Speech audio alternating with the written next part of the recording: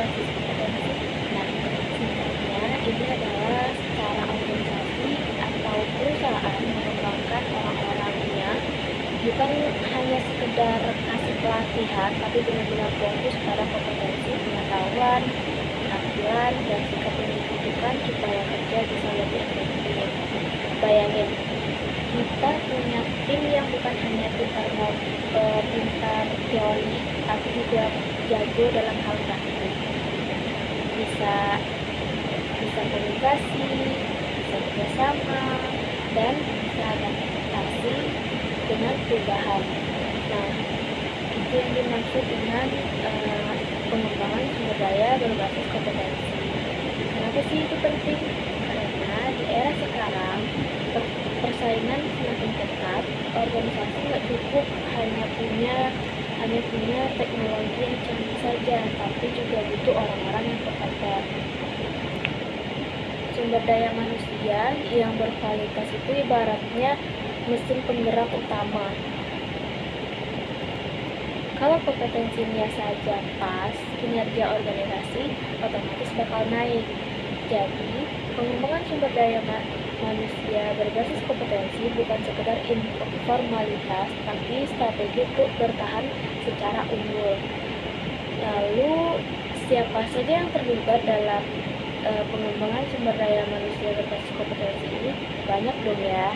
Pemerintah bikin standar kompetensi nasional, lembaga pendidikan menyiapkan kurikulum yang relevan, asosiasi profesi bikin sertifikasi, dan tentu saja masyarakat sebagai pengguna akhir yang menuntut kualitas layanan.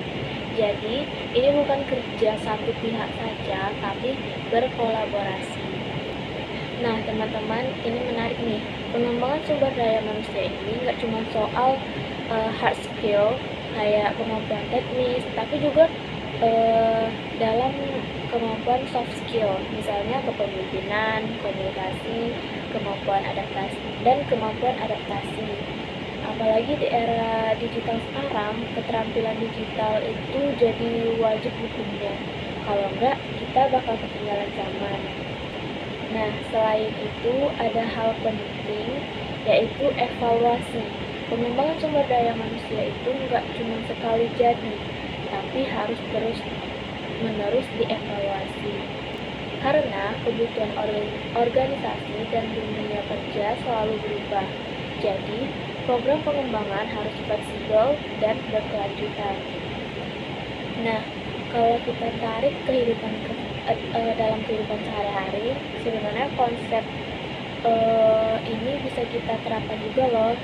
Misalnya kita belajar bukan hanya untuk lulus ujian, tapi untuk mempunyai kompetensi yang bisa dipakai di dunia kerja atau di dunia nyata. Nah, jadi belajar komunikasi, problem solving, dan bahkan cara beradaptasi dengan teknologi baru, itu semua bagian dari pengembangan kompetensi. Jadi, teman-teman, kesimpulannya, pengembangan sumber daya manusia berbasis kompetensi itu penting banget ya, teman-teman. Bukan hanya untuk organisasi besar saja, tetapi juga bisa kita sebagai individunya sendiri. Dengan kompetensi yang tepat, kita bisa lebih siap menghadapi tantangan, lebih produktivitas, dan tentu saja bisa berdaya saing di dunia kerja.